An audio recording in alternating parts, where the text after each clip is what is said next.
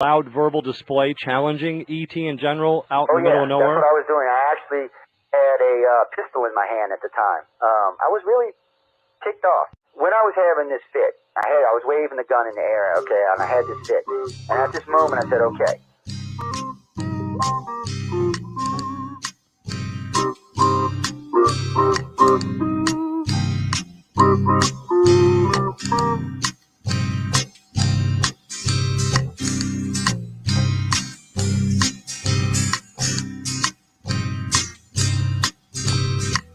He was a Louisiana man named Montaldo.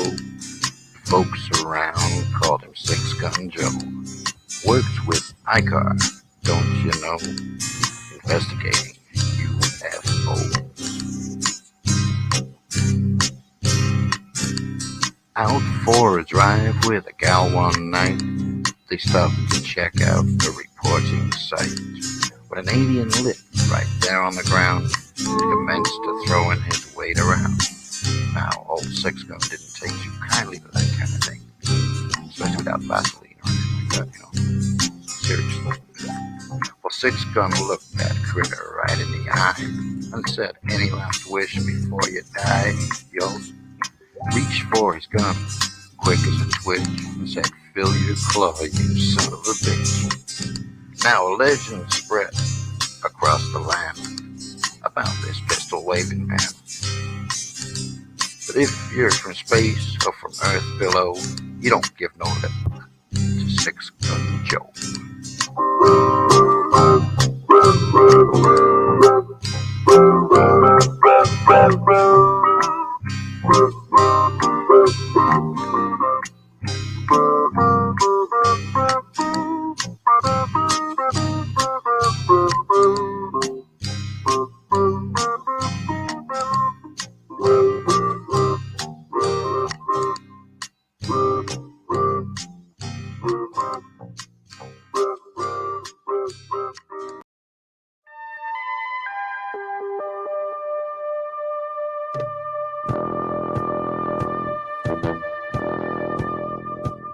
Tune in to UFO Undercover, Wednesdays at 8 p.m. Eastern, with your host, Joe Montaldo, right here on the Paranormal Radio Network.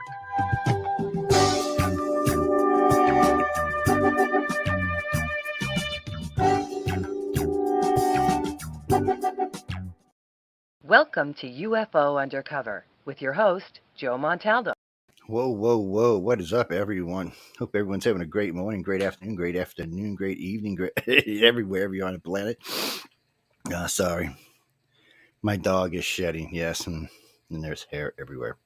I was just choking me up earlier. How's everybody doing tonight? I hope everything's going good for everyone. I hope you're having a really good week. We are midweek now with Hump Day. And for you people overseas, if you don't know what Hump Day means, I'm sure you do, but if you don't, it's just an American way of talking about the midweek. You know, we don't count the weekend, we count the 5 days, Monday through Friday. And so it's midweek for us. Who's in charge? Who's in charge of what?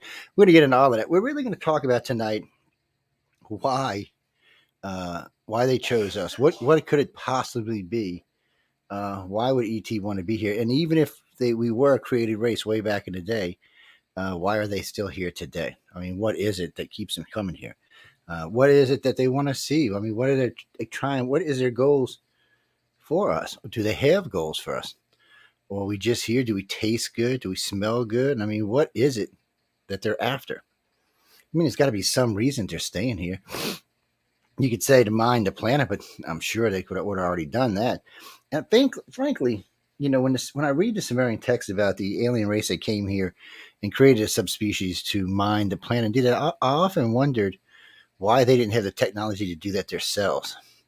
I mean, we damn near can I mean, a lot of what we do today is robot orientated. So I'm just trying to think, this is supposed to be an advanced race way beyond our years. They didn't have this kind of technology. I guess maybe they didn't bring it with them. Maybe they couldn't develop it here. It's a lot of questions of why. I mean, this race is supposed to be across the cosmos. They're an interstellar race, intergalactic race. They can cross anywhere in our known galaxy without any problems, any but yet they can't come to a planet and mine the planet remotely or with robots, or I don't know. I mean, guess maybe, you had a rocket full of scientists, or maybe it was a rocket full of warriors. Maybe it was just a rocket full of people, and they found this planet and said, hey, we're going to get rich and take this stuff back with us. And when they created this race, when they created our race, or the beginning of our race, maybe they thought something else. Maybe they didn't quite know where this is going to work out and go. Well, once the reptilians interfered, no telling what was going to happen after that. Hey, Kevin, how you doing, man? Let me put you up there where everybody else can see you. Yeah, there y'all go. There's Kevin up there.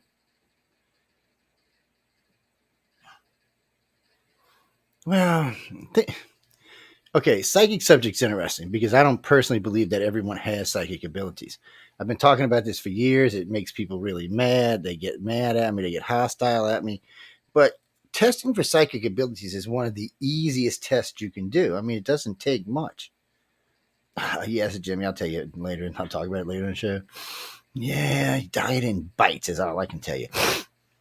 Yeah, my sinuses. It's spring in the south. Yeah, everything in my yard is blooming, even though it's only March 1st. It's crazy, but I don't want to get off topic there. It is crazy right now the way it is down here. But anyway, getting back to psychic stuff. So I say this almost every week, and this is easy, people. Think about it. If you really want to find out if someone's psychic, this is an easy test. Go get a couple of cards.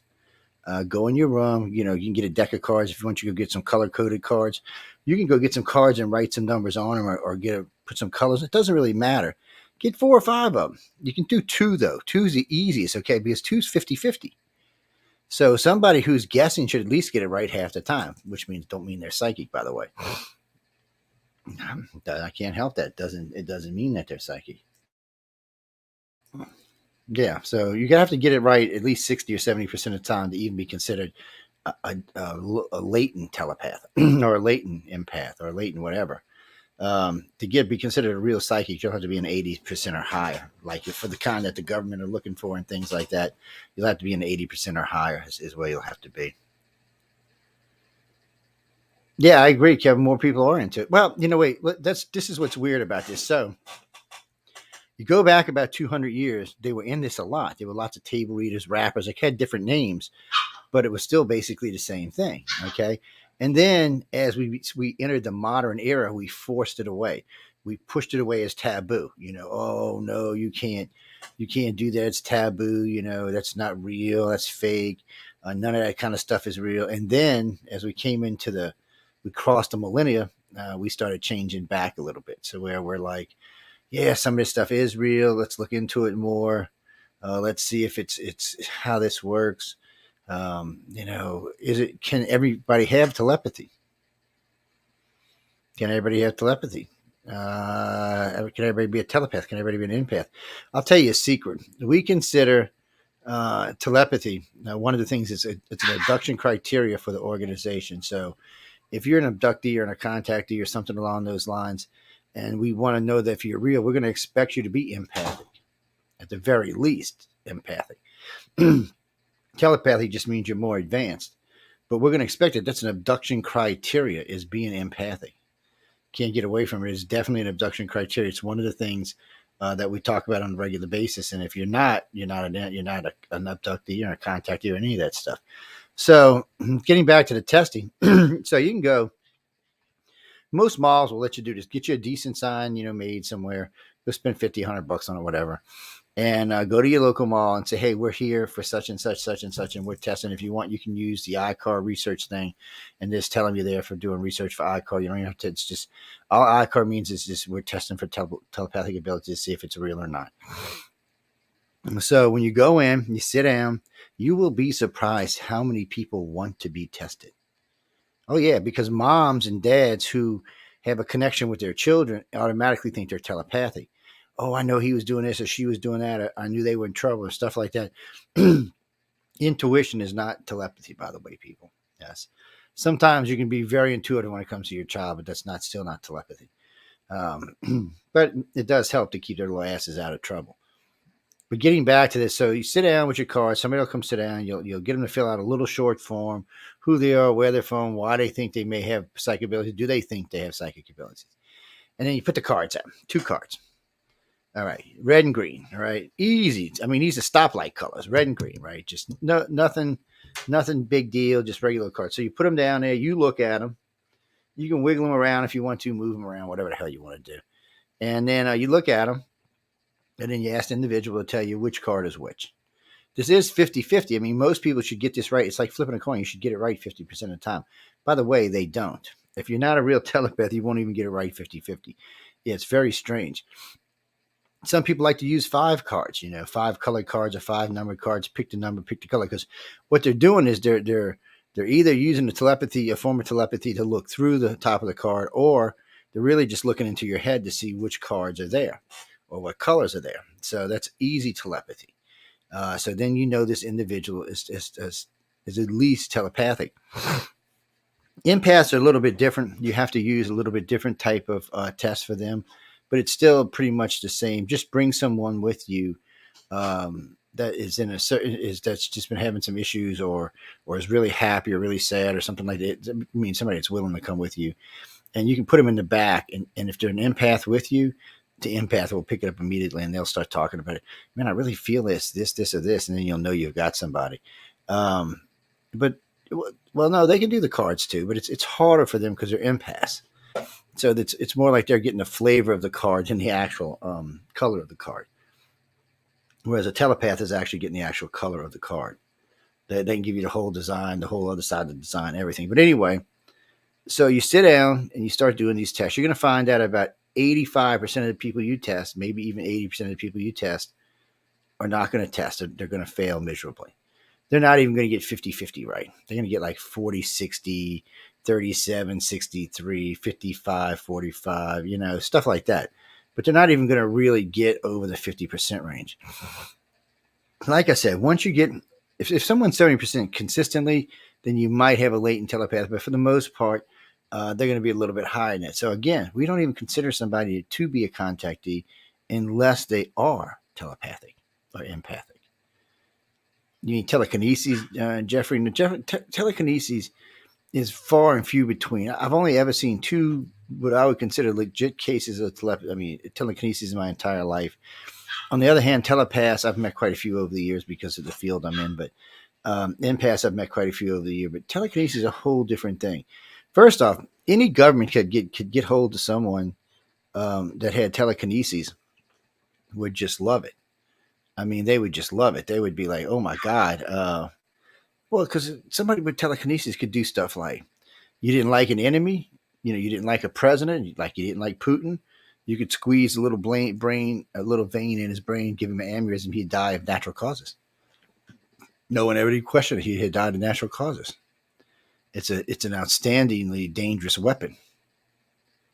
Yeah, anybody with telekinesis can do things that you just don't even want to think about, and those kind of things. And usually, if they have telekinesis, they have a full range of other abilities, like being a telepath, being an empath. They usually telekinesis comes after the other ones are already in place, and usually fairly strong in place. So when you have telekinesis, you're already a strong empath and telepath.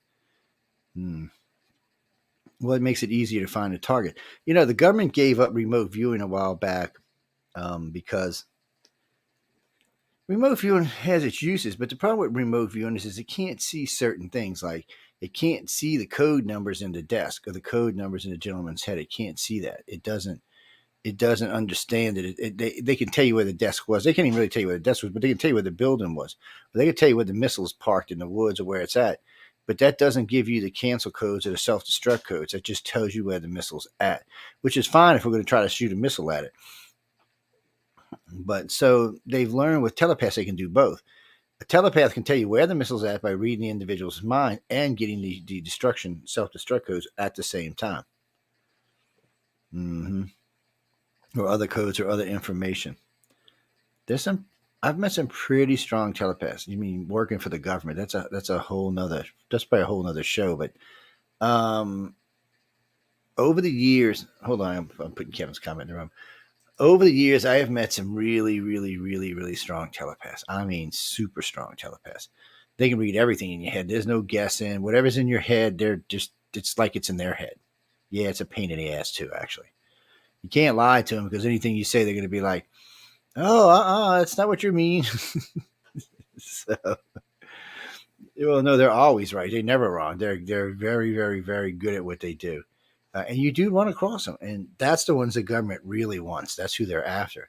Problem is, they can't always get them to work. They're not always willing to work for the government, and then there's an ET problem. Sometimes ET doesn't appreciate Uncle Sam using their telepaths, especially their really strong ones. They sometimes they don't believe that. They just don't. Down, you know what? You know that's a good question because we've been talking about that ever since the discovery of Rh negative. We have been wondering since O negative is a universal donor and the purest form of blood known to man. We were wondering if the Rh negative is what triggered empaths and telepaths because it is a mutation, and that's what telepathy is. It's another mutation, just like green or blue eyes or any of that stuff. It's just another mutation. Yeah, it makes it. You know, people always want to put all this mystery around this, but it's not. How can I say this? It's not like magic, or it's not created like magic. This is probably one day will be a natural progression of our brain, something that we're born with, and everybody on the planet has, and we'll all learn to use it. But right now, it's not true. Right now, very few of us have it. Less than 20% of the planet has telepathic abilities of any kind.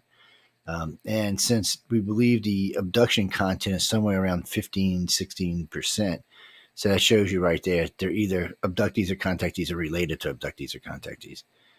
I just haven't found any real telepaths outside of the contactee group or the abduction group. Well, to put this in perspective, about 3 years ago, we were testing, and we were doing a test in one of our chat groups. And I was like, I mean, this girl was really strong. And I'm like, oh, baby, you're really, really strong at this. I said, you sure you don't remember any contact? She's like, no. I said, well, let me ask you something. I said, would you be willing to undergo hypnosis? She said, oh, I don't want you to program me. I said, no. I said, you can bring 1 or 2 friends with you. I said, they got to be quiet. I said, everything's going to be tested. Everything's going to be voice stressed. I said, it's very up and up. It's very legit. I said, it's very upfront. I said, we're very strict on our.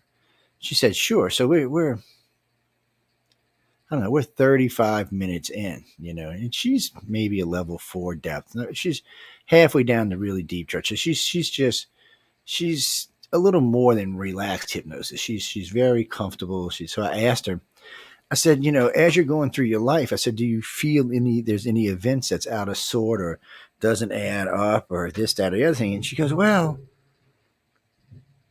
and this thing's spinning.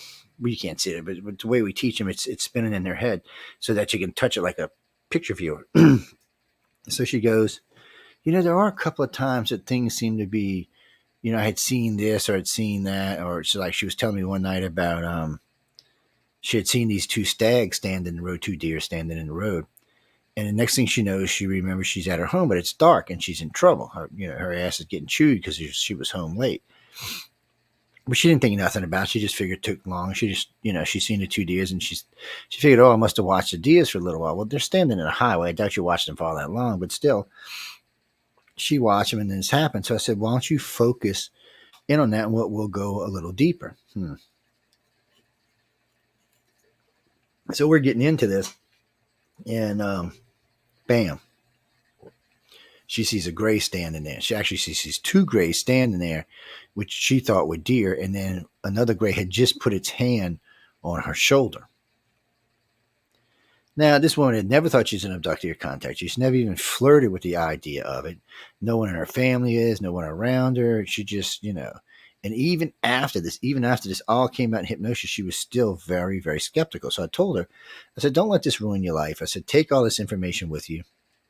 I said, here's some other stuff for reading that might make you feel better or more comfortable in the wake of things. And I said, if you ever want to talk, you can always, I gave her my phone number, so you can always give me a call and we can chat. I said, but don't overthink this. I said, you sound like you have a good life, enjoy your life, have fun. This is just another aspect of life. I said, one of the first things we tell abductees is help to train them to live with this.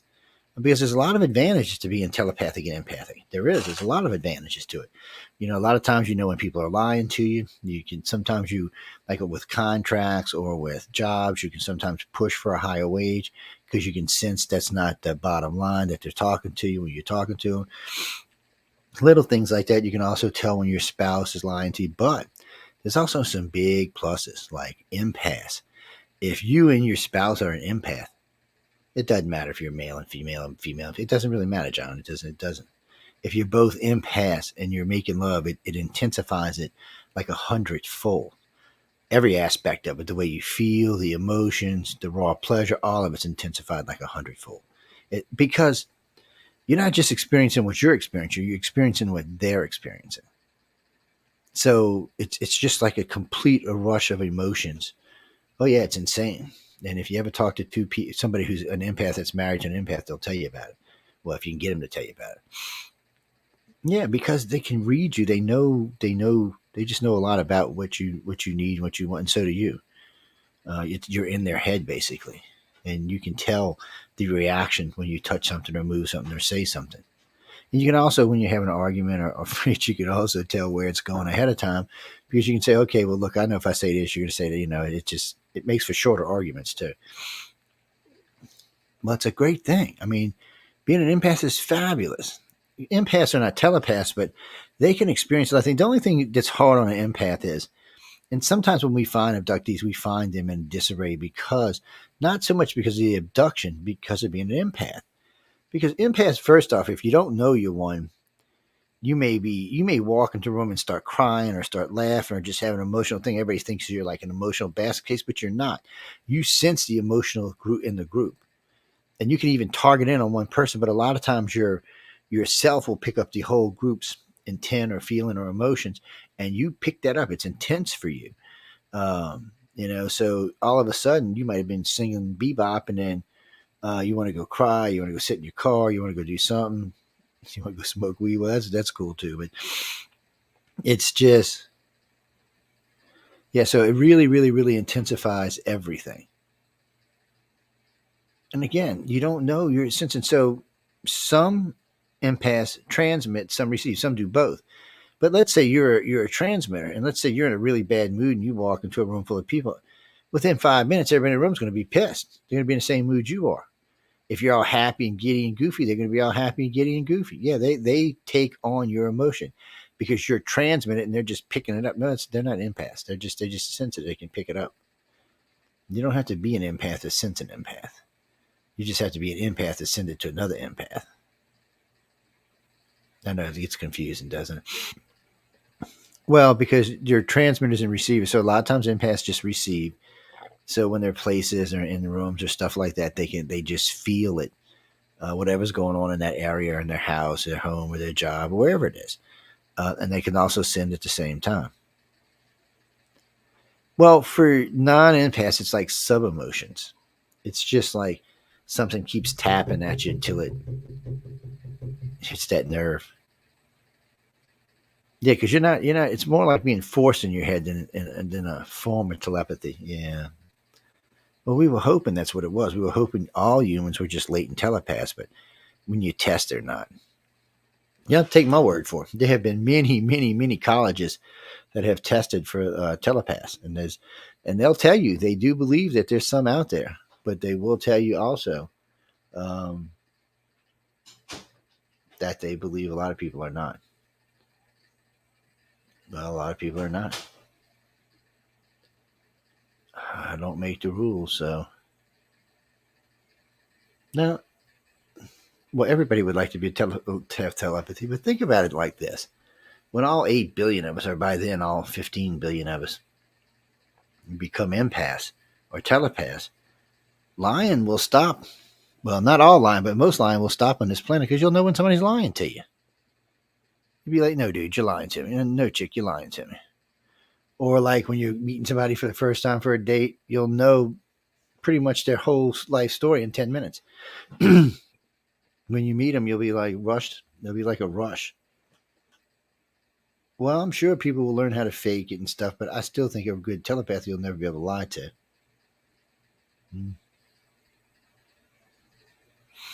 So is that why ET's here? Because we have telepaths? They created them.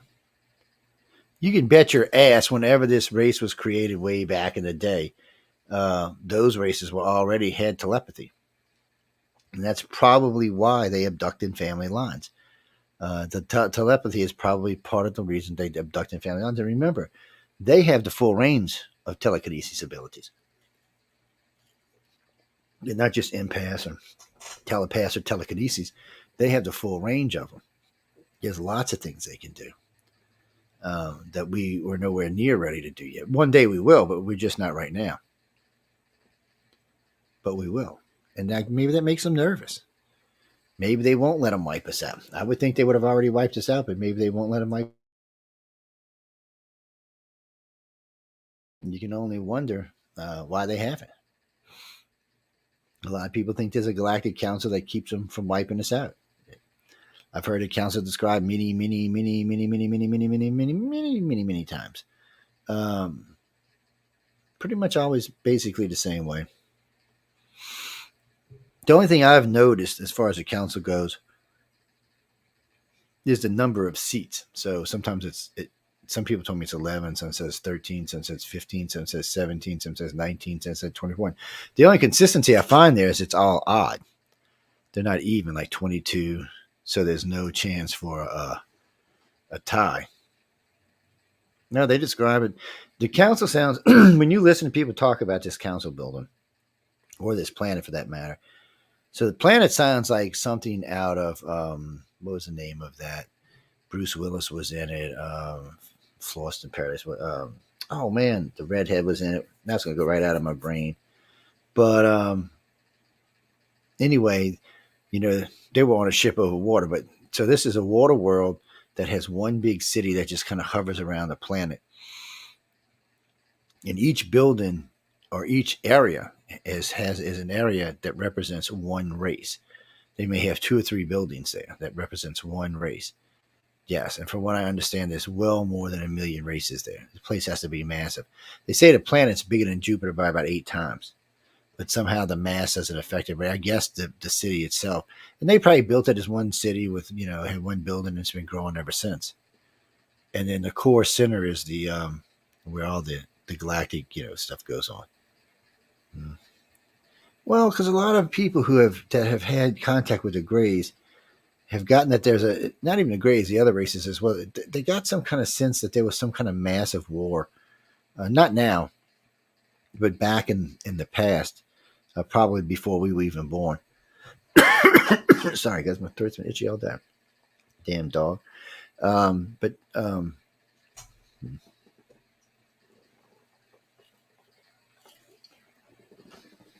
Sorry, I hate to make y'all listen to me drink. But a lot of people believe there was some kind of galactic war way back in the past. And eventually, when the light beams finally came to our galaxy, it leveled things out, or it straightened things out. Well, the Gray says that the light beams advanced them, or enhanced them would be a better word. So the Greys were already an advanced race, probably, around 100,000 years old, 50,000 years old when the Greys showed up. I mean, when the reptilians showed, when the light beings showed up, too many races to keep track of, and enhanced them, they became like a super race. I mean, their heads are huge, their mental abilities are huge, their technology is out of the world. All their stuff seems to be organic. They can grow their houses, they can grow their buildings, they can grow their ships. They seem to have a self-replicating food supply, and they can upload their consciousness into other bodies. And even if their body becomes frail, they can upload it into a new body. They call them husk bodies. No, it's not cloning, by the way. No, it's not. It's like they're just mixing different DNAs. They've got everybody's DNA on the planet. They just mix them together and make a new host body. Yeah, no cloning. They just grow a new body. Well, eventually, we're getting to the point where we can grow a body from scratch. We still got a little ways, but we're getting there. Oh, we can do clone bodies. That's different. And we can grow a body out of a petri dish. Yeah, we can do that too. We've already done that more than once. So growing a new body is not the same as cloning. So, and I think because of all those sci-fi movies and clone degradation, Scientists figured out, well, there's not even no reason to go that way. Let's go this way and keep from having to do that. Carly.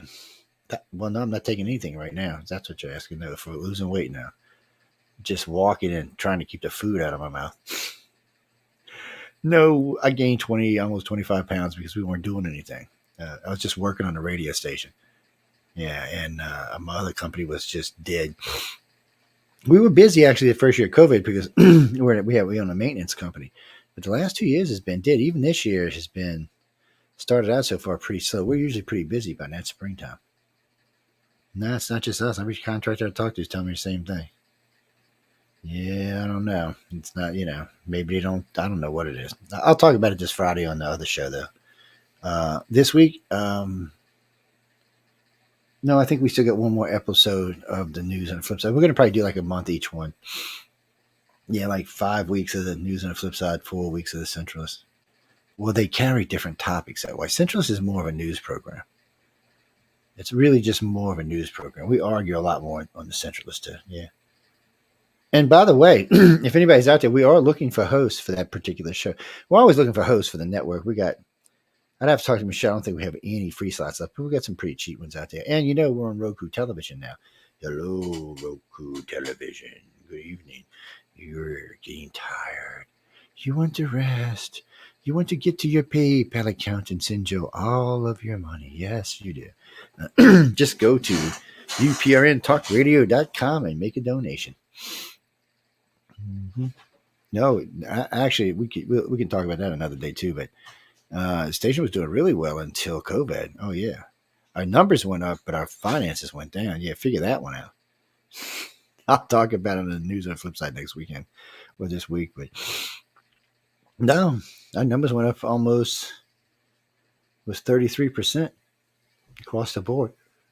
All the hosts and the shows, all the shows in the network went up 33%. The entire network. It was very interesting, and the station was making good money. And then a lot of companies, a lot of advertisement companies went bankrupt because they didn't expect a big increase across the board, so they were paying out a lot more money.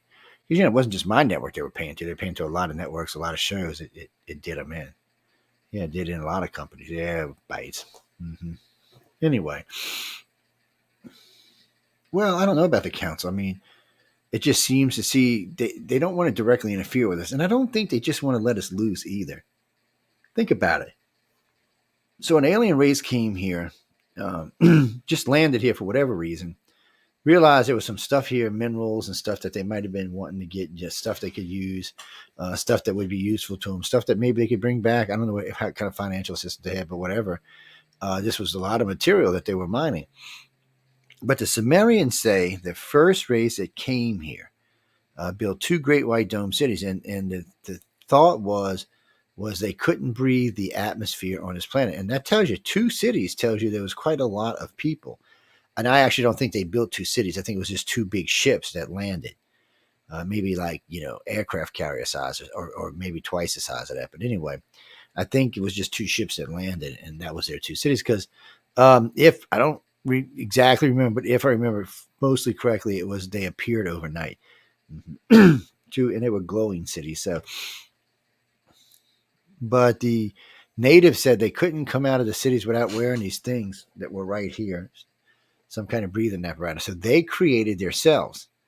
They recreated their cells without the need to have the oxygen thing, so they could work on the city. But for some reason, that race decided, the one that they recreated, decided that they didn't want to be that. They were omnipotent super beings with all of this super technology. So they decided they created the slave race.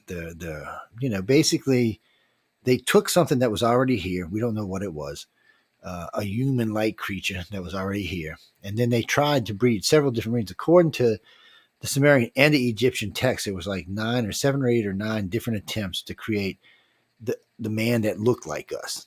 They were bird-headed, dog-headed, wolf-headed, cat-headed. They tried all kind of stuff because they really just wanted somebody to go out and mine this stuff and do whatever they wanted. They didn't need anybody intelligent that was going to cause trouble. So finally, they settled on us with a very, very low intelligence, probably an IQ under 50. In other words, they could do things like procreate. They could plow the fields. They could even They could make meat. They could do a lot of things, but they couldn't ask why. They didn't have the ability inside of them to say, why am I out here every day toiling in the heat for 12 hours? People dying all over the place. We're barely getting anything out of it. None of that even came to thought for them. And you can read in the writings, not just theirs, the Egyptian writings as well, and actually the Dogons as well. We have to go for oral for the Dogon, but still, you can find these three validating each other's stories. So he is a race of humans with this type of alien DNA, human DNA, and it's an alien human DNA into us. And, well, that's what we were, a slave race. And then for some reason, Numos, or the reptilians, showed up out of nowhere, started stealing these women from these new women, raping these women, making them pregnant and putting them back. And when the children were born, they were born differently.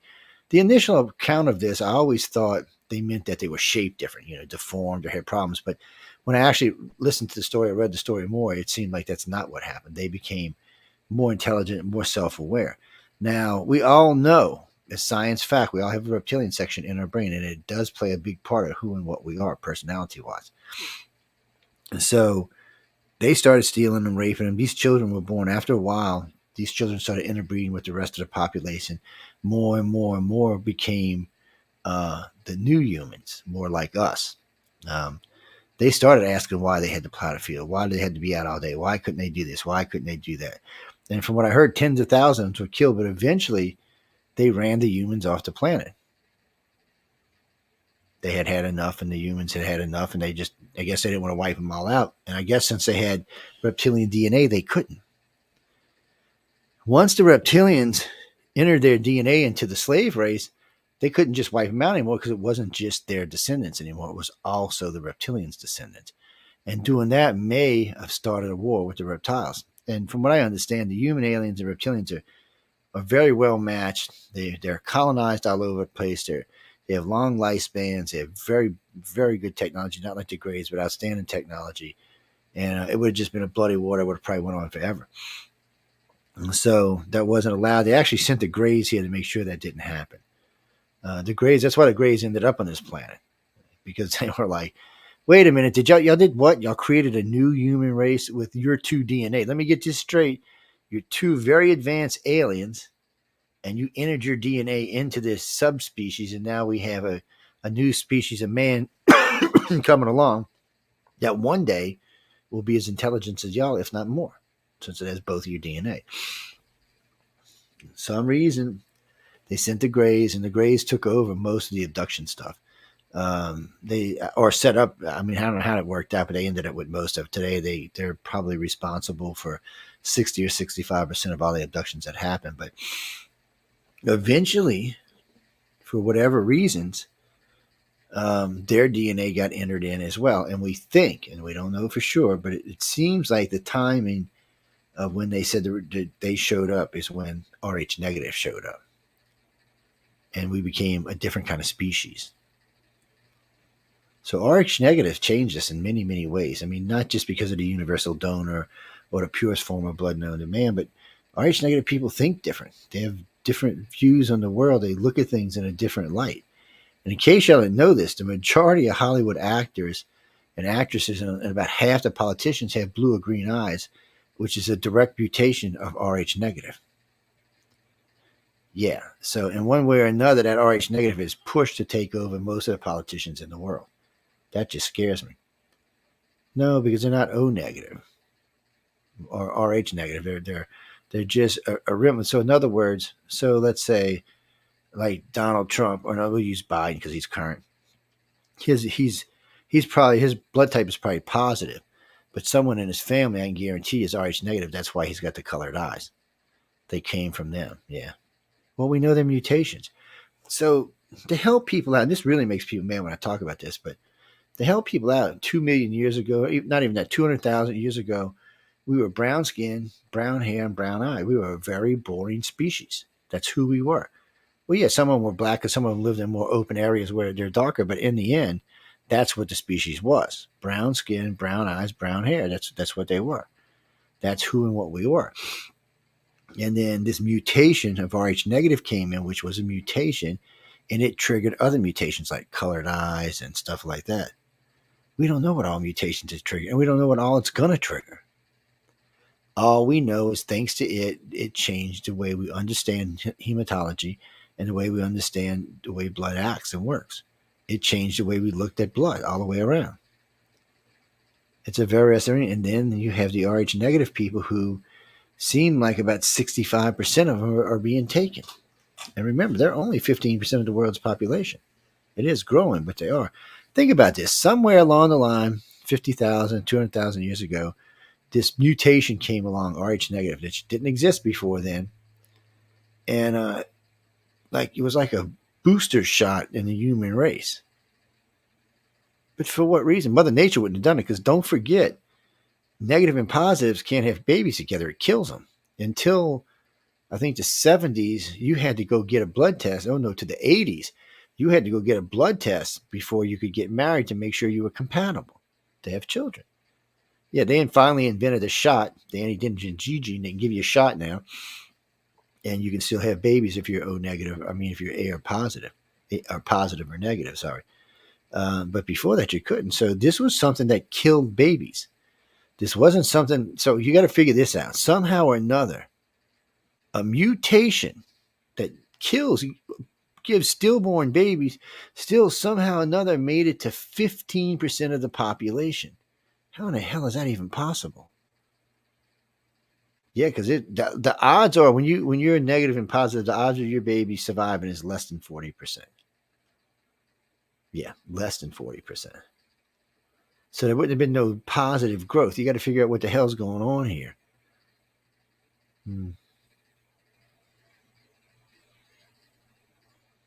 I don't know, Jack, but it's definitely a strange thing. It's something we need to learn about. You asshole. So you made me curse on air.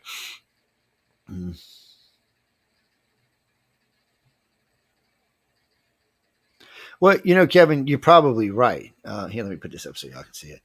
You're probably right, because what we understand of the reptilians today, that's how they would do it. They would just come in and manipulate the egg and the sperm and would create what they wanted. But, so this, there are cases for both reptilians, humans, that do have sex with both male and females on this planet. Oh, yeah. I didn't believe it in the old days. I got to be honest with you. It took them a long time. And a lot of abductees and contactees being hypnotized before I actually believed that was going on. Well, I kept thinking, why would advanced race want to come here? Earth girls are easy. You ain't got to rape them. What the hell? And I know, thinking about the movie people, don't go get crazy. But you got to wonder. But there are cases where reptilian men or reptilian females take a liking to a contactee, and there are times when the humans do. I've never heard the Greys doing it. No, I've never heard the Greys doing it. I don't even know if the Greys have those type of reproduction organs. I don't know. I mean, I'd be lying. It'd be interesting. But the Greys and the Greys all the time are modifying humans. We hear about that all the time. Remember, they're the number one egg stealer. So for a long time, we had this thing called the missing baby syndrome. When I first got in this field, before time was even time, I used to hear about these cases where someone said they were pregnant and then the baby would go missing. So I was working for MUFON at the time, and I started running across a few of these cases. And I started looking up the paperwork. So when we had people that came in and started saying, hey, Joe, look, I'm pregnant. Okay, so if they were an abductee and they were pregnant, a lot of times what we'd have them do is verify the pregnancy. Ultrasound. There's a couple of ways you can verify pregnancy. So they would go in and get the shot, the shot. They'd go and give the blood and find out that, yes, they were pregnant, or pee on the thing and find out they were pregnant. So, but that's not verification. Ultrasound is a true verification. You can actually physically see the baby. Yes, and we had many, many of these. So what had seemed to be going on is you would get these done. The women usually get them done around 2 months.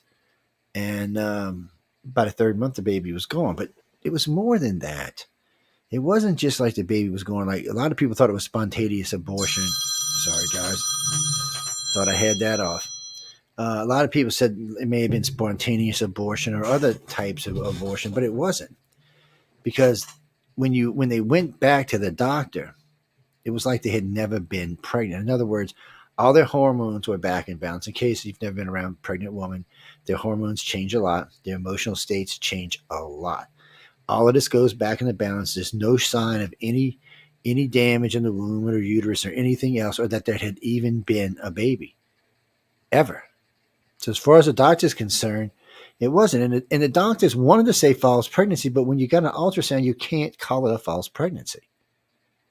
And so these women kept their ultrasounds and all their information, and they even got the doctors, allowed them to write it up on what they possibly thought it could possibly be, but no one could come up with an answer. And then, as big as this came on, we had more than 5,000 cases we ran over of this. And as big as this came on through the late 80s and into the 90s, it faded away around the late 90s into 2000. Or we just stopped hearing about it. Or maybe they came with a better way of doing it. Maybe they have an artificial womb on board the ship now. I don't know what they did, but or maybe they got enough of them. Well, everybody, in the early days, everybody always thought the Greys were here. They needed our DNA, or the reptilians or humans are here because they needed our DNA or our emotional whatever. Bullshit. These are races well beyond anything we can even think of. I mean, they would consider it pollution, people, to put our DNA into their bodies. Oh, yes. Oh, yes. The human aliens consider us is at the very best is some trash, distant, crap cousin that probably lives out in the woods somewhere and can't even speak English hardly. Every now and then they take a liking to a human, which is weird, but you do hear about one that gets advanced knowledges and they just take a liking to it. It's like your favorite pet or something. The reptilians are a little different because the reptilians consider abductees to be family because they share DNA, and sometimes they even share genetic memory. The reptilians have a genetic memory, so it can confuse a contactee if it comes out into one. And the Greys would rather die than even think about having human DNA in them. Oh my God, no. I don't know where people come up with, because humans have to make it about us. We're the most important thing in the cosmos and the universe. No, we're not, people. Just so you know, right now, we may be one day, but we're not right now. Not to say that humans can't achieve greatness in 1,000,000 years or 50,000 years or 100,000 years or however long it takes. It may take 1,000,000,000 years. We can achieve greatness, but not right now. Right now, we're petty, ignorant, backwards, and don't know our ass from a hole in the ground. And if you want to, I'm sorry if I offend anybody, but that's where we are. When you look at us, it's always about us first. We never thought that, the aliens are coming here to maybe help us or to give us stuff, or even maybe just to observe. We had to make a whole thing out of it. And then when they started taking us, then it was like, well, they're taking us because they need us. When in reality, we need them. Did you ever stop and think when people used to talk about these husk bodies on all these ships, they would go on ships and they would see lines and lines and lines and lines of what looked to be human bodies. Some a little heavier, some a little skinnier, but usually sometimes they could recognize the people. They could even recognize themselves sometimes. Well, did you ever stop to think that that's what they're doing? They're using their DNA to create better bodies for the people that they're going to keep. The ones that they find may need to have a longer life. Did you ever stop to think that's what this is about? Let's look at somebody like Einstein. Maybe they decided when he died to grab his consciousness as he died and upload it into a new body. What's funny about that, or I shouldn't say funny about it, but one of the things my Christian friends get upset about is they're like, well, Joe, they're cheating him out of heaven. I said, well, maybe they are, but maybe he wanted to go. Because we never could figure out. It took for a long time. I mean, we're talking years. We used to get reports of UFOs over mortuaries, UFOs over graveyards, UFOs over hospitals. It was driving us crazy. And we were getting lots of reports of them. We still do, actually. And I'm like, what the hell? What the hell? What the hell? What are they doing? Are they looking for dead people so they can eat them? I'm like, what the hell's going on there? It's morbid, but still. But what it seems to be is up to, I think they said it's up to 3 days, they can take your consciousness from your body and upload it into a new body. And that's what they're doing. Because people say, well, people go missing. Well, they don't really need missing people. They can take dead people or dead contactees. And those people can get into new bodies and go procreate and go live somewhere else, or even come back and live. I don't think they let them come back here. I don't think because of the way the new brain is designed and the new body's designed, I think we would stand out too much. There's a book called Rachel's Eyes you can go read, and that might help you to understand what I'm talking about right now. Whether it's all completely true or not, I couldn't honestly tell you. I met the mother, and I never met the daughter. I met one of the operatives. I think he was CIA that worked with the daughter. She was very strange looking. She didn't look normal. They were trying to put her in college, but she had to have special foods and special things, and she looked like kind of like an alien. And eventually, they disappeared, or she just disappeared. And I think a lot of times that's why the Greys and them take those babies anyway, is that they couldn't fit in our society. They may look different or act different or have special abilities that we're not ready for yet. That's probably why they were taken. Again, I don't think the Greys would put human DNA in their bodies. I think they would be like, get out of here. It's like when people tell me they don't have emotions. My ass, the Greys have emotions, and they have pretty hardy emotions at that. Well, so on a couple of occasions when military abductions have come in with special contactees, the Greys have went and retrieved their contactees. And sometimes it can be quite violent. There's even been deaths involved. The Greys do not like you screw. None of the races do. They don't want you screwing with any of their advanced contactees. If you do, there's consequences for it. They don't even like you recruiting their telepaths. And sometimes they may let a government keep a telepath, but usually they'll go get them, or they'll go stunt their ability, so they don't have the ability anymore. The government just releases them. It's probably one of the reasons they've been having such a hard time getting telepaths in the first place. Well, they were offering a couple of, not just the Navy and the Air Force, who actually officially put their program out in 1920. In 2020. Other companies were offering big money if you had even latent telepathic abilities to come work for them. And stupid Randy still got $1 million out there if you can, make the quarter slide across the table, read his mind or something like that. He's an ass. I've seen people read his mind a couple of times. He's like, no. He's like, oh yeah, dude. I told one guy, I said, when you go on, he tells you no, tell him you want him to take a polygraph. He got all kind of butt hurt and all kind of. He didn't even do anything for a while after that. I don't, but he might be dead now. I don't know. I don't keep up with asses like that. He's never had any plans on giving that money away. You could have levitated him, and he still would have said, "Oh, it was done with strings tied to my ass." Yeah, no, it's just the kind of guy he is.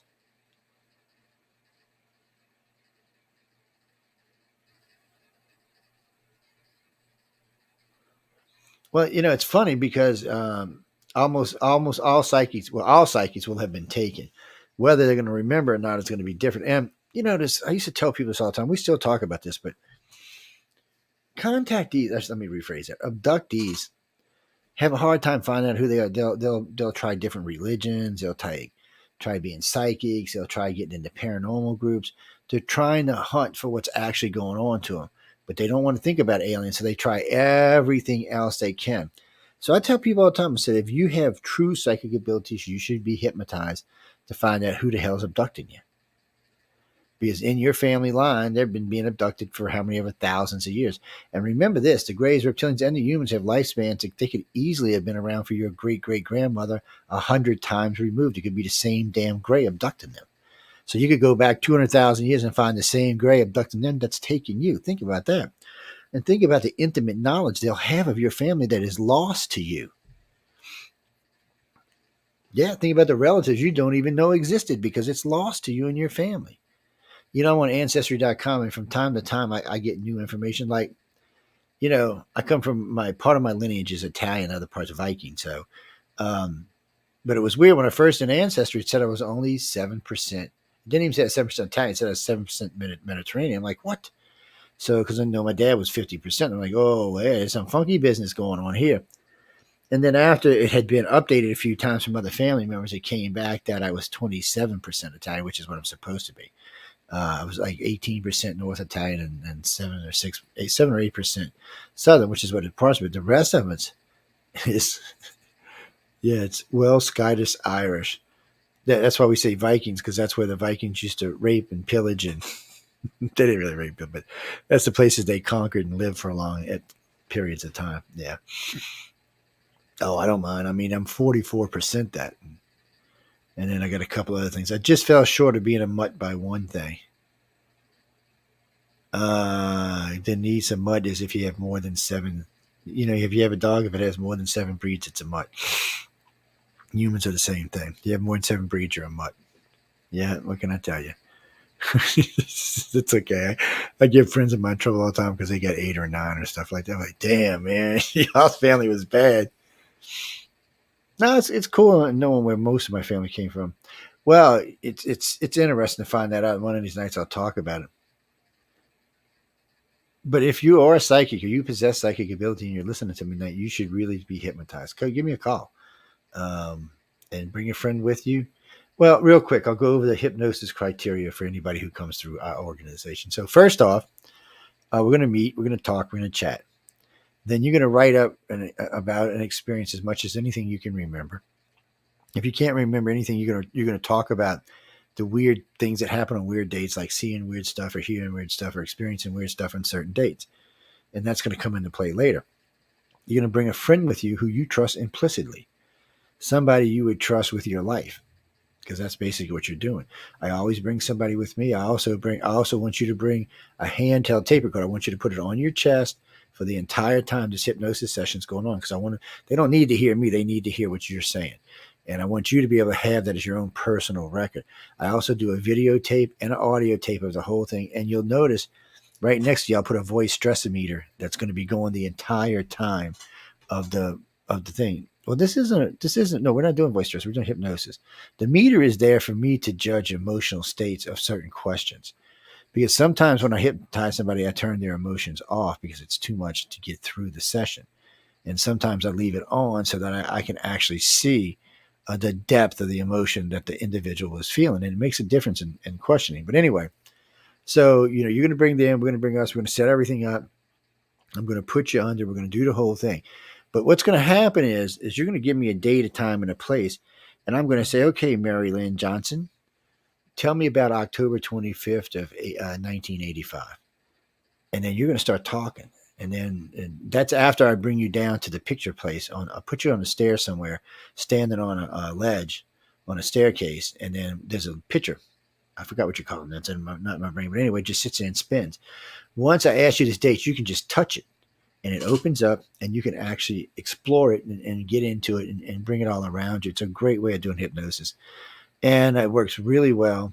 And it allows for these people to do it. So then while this is going on, I say, well, tell me what you're seeing. Because we're not allowed to use the word extraterrestrial, gray, reptilian, none of that, spaceship, UFO, none of that's allowed to be used in the initial hypnosis at all. You have to say it. I cannot say it. I can't even rope you into it. So if you're telling me, you're saying, I see something, I said, well, can you tell me what it is? Can you give me a description of what you're seeing? You're not going to hear me hear the word. Actually, I'm not going to say, is it extraterrestrial? Is it a gray? And I say, no.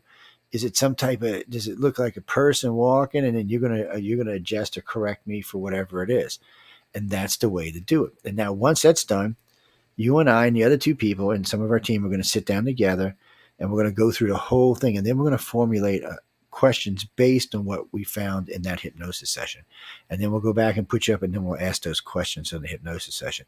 And you're amazed at what the hell comes out and how well it works. No one else does hypnosis like we do. And the reason we designed it that way is because there are so many people that do such sloppy hypnosis that it's not even funny. People do sloppy hypnosis all the time. The way we do it is much more guaranteed. It's always better to do it in person. You can do it online, but online's a lot harder. People get easily distracted, and usually you're going to be lucky if you can get them to level 2 or 3, which is kind of like a really light hypnosis. They're half awake, half hypnotized. They can still judge noises and stuff around them, which you really don't want. Yeah, trying to get them any deep in that is really hard without the use of drugs. There's a couple of drugs, sodium pentothal, sodium anethol combination. Yeah, it'll put your ass out. But you don't want to put them out to where they're not thinking, or can you? If you're going to use a combination, it's got to be a combination that still allows them to think. Yeah, you can't go get them all loaded up. That's not how it works. No, we got to take a quick break here, right? No, well, we'll in a second. there's just a lot of stuff that goes on in hypnosis that you got to be careful with. And we're precise. And so getting back to what we were talking about before that, so a lot of times, you'll find telepathic abilities come out of this stuff. It helps us to judge people's abilities. And if you are a telepath or an empath, you are an abductee. I would bet my entire fortune on it, which, well, it's not much, but I would bet the whole thing. That's how sure I am, because there's no such thing.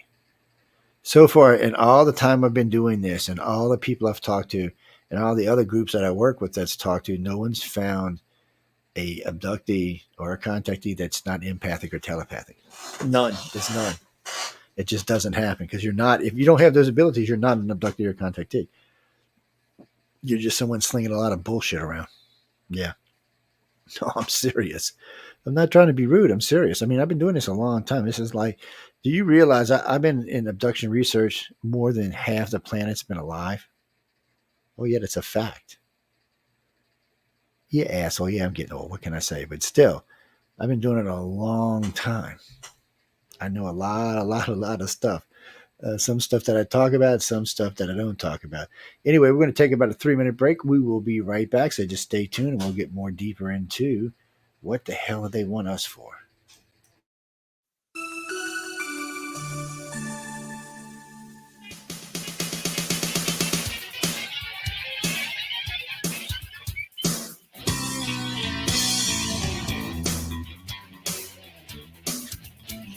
Show yourself. Oh, please show yourself. You come to me in the night. You take me for the starry ride. You study me, you dissect me. You never show me the truth to me. Are you little men from the stars? Why won't you show yourself to me? Let me keep my memories of you. Visit me in the corner of me, and you'll touch me, and then you cage me. You leave me with these metal scars, you little men from the stars. Why won't you show yourself to me? Let me keep my memories of you.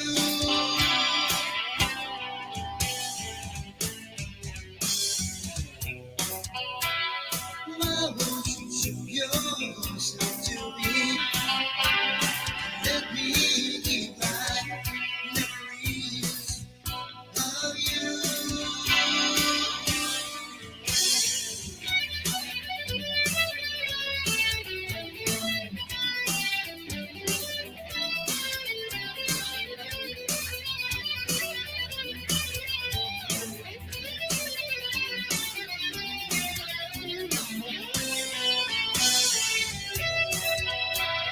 Why won't you show yourself to me?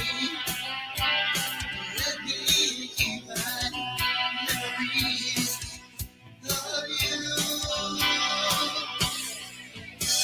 Show yourself.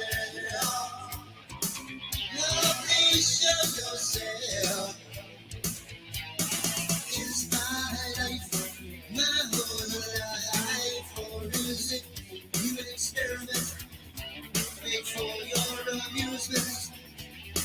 Oh, tell me, are my thoughts my own, or a sea placed by you?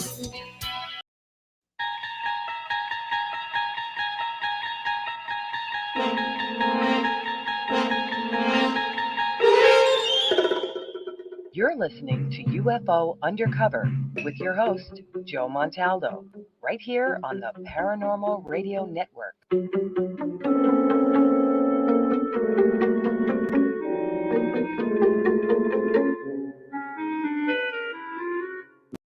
Welcome to UFO Undercover with your host, Joe Montaldo. Well, that was quick. I'm still not used to taking breaks. I still got to get the whole network used to. It's a pain in the ass. We'll be doing promos and commercials in the real soon, so get ready for them.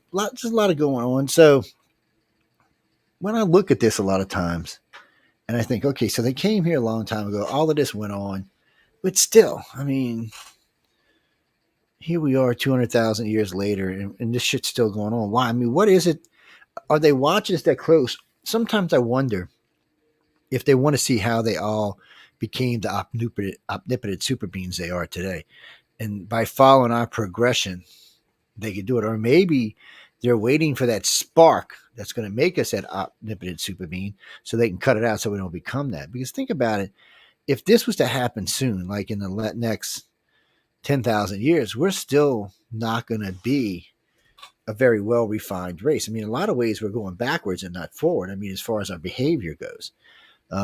Think about this. So for a while, you go back 6,000, 8,000 years, we were insane. I mean, raping, killing, pillaging. This went all the way through. Go to the Mesoamerican, same thing going there. Okay. Then all of a sudden, we start making forward progress. We're ending wars. We're bringing laws in. We're changing things. We're making life better for humans. Yeah, there's 8 billion people on this planet, but 5 billion of them are living really good. And we're working on getting the other 3 billion living good. Okay, that's all fine. So we're doing good things. And then as we're making progression, all of a sudden out of the blue, Putin's trying to start World War III. Why? Why can't? And then Xi Jinping, I like Xi Jinping, but, he's got a communist regime that's still, and then we got Kim Jong-un, and we have Venezuela and Cuba. I mean, we still have places on this planet that we shouldn't have in the year 2023. And if you look at our attitudes, they're no different than they were 2,000 years ago or 4,000 years ago or 5,000 years ago. The only difference is now we have electronics, we can express it, and we have running toilets and flying craft. But really, if you go back, if you just took a person, you asked him 10 questions, and you went back and passed in 10 questions, we have to ask 10 questions that are relatively, each individual would understand what you were asking, but still, you get the same answers. I mean, there's a lot of things the Romans did that we still can't repeat today, and they fell. Not the only ones. The Greeks fell, the Romans fell. What do you mean the Chinese? The Chinese didn't have to fall. They wrapped themselves up into, put a fence around themselves and didn't come out. And if they keep on the path they're going today, they will fall. Because, the world likes shiny new stuff. But after you start holding them down and screwing them over for a while with the shiny new stuff, then they just get to the point where, okay, well, we're going back to what we were doing before the shiny new stuff. It's an interesting planet we live on. And there shouldn't be 200 separate countries. Anytime I think about 200 separate countries, I think how antiquated we are, how backwards we are. I can guarantee you no alien races that are visiting this planet have more than one country on their world. I can guarantee you their world is united. I can guarantee anybody who's colonizing deep space and moving all the time, unless they're Elon Musk, is coming from a united planet. I don't even think the others would even consider you to be a civilized world until the world was united. Regardless what it unites for, whether it unites for good, bad, or indifferent, it still should be a united world. And there has been opportunities to do it, but either cowardness or stupidness or goodness stopped it from happening. Really and truly, at the end of World War II, the Europeans and Americans should have united the planet, and that should have been the end of it. They could have easily took Russia. Nobody else could have stood against them. It would be a one world government. Yes, everybody could have their little religions wherever they lived on their planet, and we'd have a one world government now. There would not be near as much starving, near as much disasters on a planet as there is today, and everything would be much more controllable. And we wouldn't be spending, as a world, $3 trillion a year on defense. We'd be spending that on things like science and cancer and progressing the human species. You know how much further we'd be today? Do you know if you could just take out the Middle Ages, that 500 years of the Dark Ages, we would actually be almost 4,000 years more advanced today than we are today? No, that's science fact. You don't have to take my word for it. You can go look it up. That's how much damage it did to us. And we're still doing it. We didn't learn anything. We're still doing it as a society, as a world. I mean, I'm watching America try to erase its history. Oh, let's rewrite books. Really? That's erasing your history when you rewrite books. And you know what happened to societies that erase their history? They tend to repeat bad history. I know. And this is a society here that wants to understand that aliens do exist. That they want to say, hey, they exist. You know, so far everything that's come forward, I've predicted, which is great for me. There's episodes of Wake Up USA and the very early UFO Undercover. You can go listen to me talking about the desensitization program. I'm tongue tied tonight. Yes, well, it's a program that's been going on since, I don't know, probably the 30s, maybe the 40s. It started somewhere either before or after, or before doing World War II. No, it actually started before, and I think it was in the 20s. Somewhere along the line, we realized that there was going to be contact. So we started putting aliens into everything. So, I mean, basically, you can go back about, what is it, to the 1800s, maybe even to the late 1700s, and see stuff where they're talking about like going to other worlds or Jules Verne's or stuff like this. You can see stuff, and then as it progresses forward, even things like Walt Disney, Mickey Mouse was putting them in there. More and more we started seeing in our societies, more and more. Then all of a sudden, it's on bags of potato chips. It's the biggest selling movies are always alien movies. What, Avatar? Okay, yeah. What's that? Oh wait, that's an alien movie. Mm-hmm. Yes.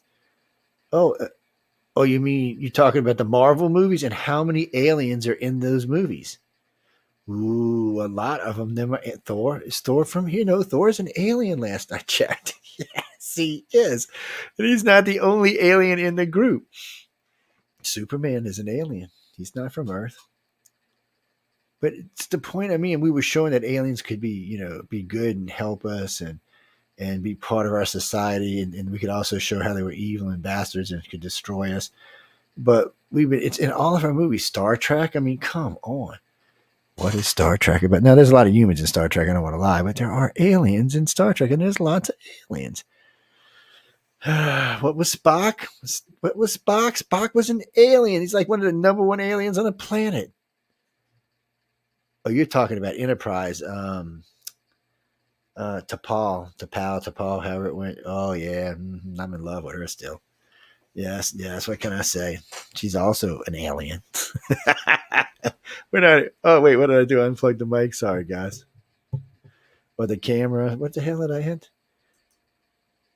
I don't know. This computer's getting sensitive today for some reason. It's been doing it all day. But that's the point. I mean, it's everywhere. You look, Sigourney Weaver. Yes, she was. Oh, I think she met some nasty aliens. Oh, yeah. Ghostbusters? No, I don't think Ghostbusters met any yet. At least not yet. I'm sorry, man. I didn't mean to do that stupid, goofy laugh. But as far as I know, there's no aliens in Ghostbusters. No, as far as I know, there's not. That's just crazy. Ghosties, though. Oh, we're going to be doing a show on it. By the way, real quick side note. So we've got a show coming up on extraterrestrials so it's not just ET. So we're going to be talking about God. We're going to be talking about extraterrestrials, and there's a couple of things we're going to throw in there to just give people a basic headache. Well, to my now I ain't gonna say this tonight, but to my religious friends, there's a lot of things I want to say. To my non-religious friends, there's a lot of people I want to say. I can't make out your name. Anyway, no, I'm spiritual, not religious. Always, I have been most of my life. It's mostly spiritual. Mm-hmm. That's just all I can tell you. Religious is not a good thing for me. Spiritual is a good thing for me, though. Yeah, so we'll leave it at that. So anyway, at the point we're at, we're being bombarded everywhere you look on television, TV. I mean, how many TV shows are about extraterrestrials? I mean, they're everywhere. What are you talking about? Oh, Legends of Tomorrow. Well, were they aliens? I know they dealt with a lot of aliens, but I don't think any of them were actually aliens. I have to think about it. But DC, that's DC, by the way. Yeah. Well, all of them did. Green Arrow did. Flash did. They're all dealing with aliens. We had Black Adam. I think he was an alien. Well, he was a god, but he was an alien god. That's the point. You can't turn on a television or go to a movie theater without being bombarded by extraterrestrials. I mean, it's on your Doritos bag. It's on your Fritos bag. Hell, half the time McDonald's shit's covered in alien stuff. For that matter, all of the fast food restaurants are. So you're being desensitized. Slowly but surely, you're getting used to seeing aliens, the pictures of aliens, what alien looks like. When you ever see a real alien walking the street, you're going to be like, hey, it looks like the guy in a Dorito bag. You're not even going to think about it. You're going to be, that's how desensitized you're going to be to this. It's part of the program. And then wait. So then I said, and you can check this for yourself. You don't have to take me at my word. Thank God I made all these recordings early on, man. I got to say. So then I said, the next part of the program will be where we'll start finding things on Mars that might be life, like microbiological life. Well, which we found just recently. And I said, you will also find water on Mars and the moon, which guess what? We found both of them. I know. So this is 35 years ago I predicted this. How in the hell could I have known this? And it took NASA 35 freaking years to figure it out. I mean, I'm a nobody. I should have known any of this. So then the next part of it is they're going to find something. Might be, it looks like a mouse or some kind of crap like that. But they're going to find something more of an animal. They might even find, when we get to Mars, we might even find something alive underground. Since we know there's liquid water and heat, there could be life. It's a good chance, especially at the southern and northern poles, that there could be life. And we have noticed when, I forgot which pole it was, when it melts, right after it melts, about a couple weeks after it melts, the whole area gets this really black, weird look to it. And then when it starts snowing again and the ice cap comes back, it goes away. I think it might be some kind of plant, some kind of algae or something. Yeah, something just growing. And where there's algae, there's probably other types of animals eating and living on them. There's probably liquid water below the surface. There may be plants below the surface. That's the problem. We really just don't know where all this is going to go. But anyway, they're going to probably find something along those lines. And then the shit's going to hit the fan. No, we're not going to find an alien. We're going to find an artifact. Yes. We're going to find something to suggest that there is other life in the universe than us, but it's going to be something old, like from a couple of million years ago, something we don't have to worry about, something that's like, oh, well, yeah, Joe, we found this ruin on Mars, but it looks like it dates back like 50 million years, so what's the big deal? Or even a couple 100,000 years, what's the big deal? They're not around anymore. So, and that's how, and then sooner or later, we'll find lots of stuff like that. We'll find more and more stuff that's letting us know that there's something else alive in the universe than us. And then, bam, one afternoon or one morning, there'll be extraterrestrial contact, which there already has been. As far as the aliens are concerned, full contact has already happened. All the abductees and contactees they wanted have been contacted or are being taken. They don't really care about the other 6.5 billion people on the planet. They have no concern about them. Just the 1.5 billion that fits into their criteria for abductions, family lines. Don't ask me. Jackie wanted to know, is there any particular any particular any particular country where they abduct the most? I don't know. I tell you this, though. I would bet you money back in the day when there was mass migrations to places like South America and America, that even Canada, I bet you a lot of those people would turn out to be contactees. So I would think the concentration in the new world is probably higher than in the old world, but only because those are the people who ran and fled afterwards. Because those would have been the people who bucked the religions, that bucked the system, that they thought they knew better, that they had more understanding. That would have been the one. So they would have probably fled to the Americas. And you mean Australia? There's a lot of contactees in Australia, even though it was a prison. Well, it was a prison continent, so. Not everybody in Australia is related to a prisoner. There are a lot, though. Don't get me wrong. A lot of them are related to prisoners. A lot of them are related to some pretty hairy, scary prisoners. Well, it was a good place to put your prisoners. They couldn't escape. Where were they going to go? Go eaten by a giant great white or a crocodile? I mean, come on. You can't ask for a better prison. I mean, shit. Oh, man. Dean, they're next. That's The Outer Realm with the lovely Michelle de Rose and the fabuloso Emilia Passano. Yes. Mm-hmm. No, they always do a good show. Just check them out. They'll be coming up next. Yes, they're also on Roku. So if you are on Roku television, if you would love to see the ladies' lovely faces and zoom in and say, how you doing? And what I do, cut my mustache, bro. I'm sorry, I'm messing with stuff. Well, people see you on TV now, and they see a lot. And it's very interesting to watch. Well, for me, I like to get up there and zoom in and see what's going on, see what I can see in the background. You mean what's in my background? You got this. There's another background over there I use too, and another one over there that I use. Yeah, it just depends what computer I'm sitting at. Well, this computer is actually built just for me to broadcast off of. Yeah, it's all. It doesn't do anything else. It just sits here until I decide to do a radio show. Well, so that's just part of the desensitization program. So they're taking our citizens. They have been taking our citizens for at least 200,000 years. How long the Greys have been in that, I don't know. I want to say they've only been in it the last 40,000 years because that's when RH negative showed up on the scene, but there's no way of proving that. And RH negative is positive. And let me tell you what, we stumbled on this. So ICAR does all kind of research programs. I don't know if y'all know that or not, but one of the organizations I do business with, we do a lot of different research projects. And this was a project. I was talking to one of my directors who's actually passed away now, and another director who's a friend of mine who's retired.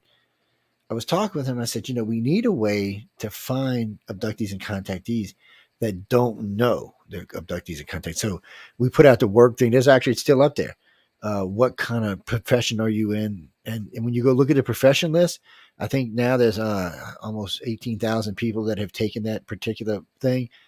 It's crazy. It's every freaking profession you can think of. There's not one particular one that anybody's coming out of. There's no way to say, oh, it's all politicians, it's all this, it's all that. It's not. I mean, it's everybody. It's all across the board. It's crazy. So, but that was still nice. But anyway, the blood type study got started because of that. We needed to know, or we didn't need to know, we wanted to know to find people who didn't know. So we put the blood type study up. I contacted his hematologist. He laughed at me. I contacted him. He laughed at me. I about 15 of them. And then, so I went back, and there was a guy who was doing a research project, a big one. As a matter of fact, his maps are still on our site today. And I said, look, dude, I said, I'm trying to find out if there's a particular blood type that affects these people. And I said, now look, we're talking about alien contact, alien abductee, but it could also be that there's some kind of psychopathic thing going on here. And maybe the blood type would help us to learn that too. So he agreed. So he agreed. So when he agreed, two of the other guys agreed too. So we started every case, man. We went through every case we had. And at the time, I don't know, it was like 28 or 30,000 cases. So I happened to go on coast to coast. I just went on with Melinda Leslie. We were talking about military abductions. And so I announced that we were doing this project. And then I announced it on a couple other things. And I was on a paranormal TV show I was on Discovery. And I announced it there, and then I announced it. I went on the radio tour across everybody's shows that I know, and a bunch of other networks that I go on, and some FM AM channels. And anyway, that particular year, I probably hit 100, 150 media events. And so I got out there, and it started talking. So it got up. I think I want to say it's somewhere at 56, 57,000 on the website, and somewhere then inside the caseload we have 96,000 cases with ICAR that we consider to be legitimate abductions that we've gone through over the last 35 years. I mean, over the last 30 years. So out of that, we didn't start asking for blood types through halfway through. So we're probably sitting somewhere, I would say 75, maybe 80,000 people have taken the blood type study now. And I will say this, both Brazil and Portugal, not Portugal, was it Portugal? I don't want to think it's not Portugal. Anyway, both of these had joined the organization back about 30 years ago, and they had both did these real big studies on the humans. Each one turned in about 5,500 human cases that they had going through that they considered acceptable cases based on our criteria, and joined the organization. Great people. So they actually went back. Says how good of people they are. They actually went back, got the phone numbers out, and contacted each one of the individuals and asked them what their blood type was. And while they were doing it, they had children or underlings or nearby family. They asked them what their blood types were as well.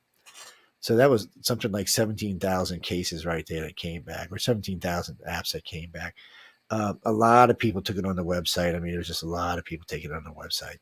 On the website, though, the downside to the website is, even though it pans out the same results as the ones that came off the apps, is you don't know if they're abductees or not. They could be lying. But everybody else that we did were abductees. So there was 45,000 cases that were definitely abductees. And then, of course, if you throw the website in there, it's going to put you in 80 somewhere. So the evidence is solid. I mean, it's solid. They prefer Rh negative. It's like 65%. It might even be 67% of abductees are Rh negative. Makes you wonder what the hell's going on, doesn't it? Then there's an outline issue that South America and Central America are 98% O blood. Now, is it O negative? Is it O positive? I don't know, but it's 98%. You can't find that anywhere else in the world. And think, there's some issues here. Remember, we were supposed to come over on a land bridge, which would have been with different groups. And then the Europeans, the Spaniards, came over and conquered. But yet still, even today, it's 90%, 8% O. So that tells you one thing. The Mayans, Aztecs, and the Incans and the Toltecs were all related to each other. Oh, yeah. So these were rise and falls of the same family lines, basically. Maybe that's why the civilizations were so similar. I mean, they weren't exactly similar, but there were a lot of similarities in those societies, especially with the reptilians and how much they revered them. And that's the other thing. Until 2,000 years ago, the reptilian was revered on this planet. He wasn't hated, or she wasn't hated. She was revered. And then somewhere around the birth of Christ, that changed. And they became, well, I guess because the reptilian got them thrown out of the damn garden, and they became hated. But for all the old races, they were fertility gods. They were the ones that brought the children. Like, Stark brings the children. Don't start with the Stark shit. Yeah, it was the same thing.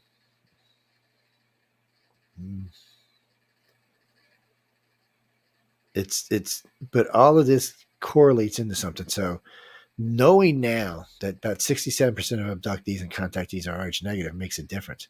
No, Glenn, they're not O negative, they're Rh negative. Don't get me wrong, there's a big chunk, about half of them are O negative, but still, it's the group that makes them up. AB negative, A negative, B negative, O negative. Yeah.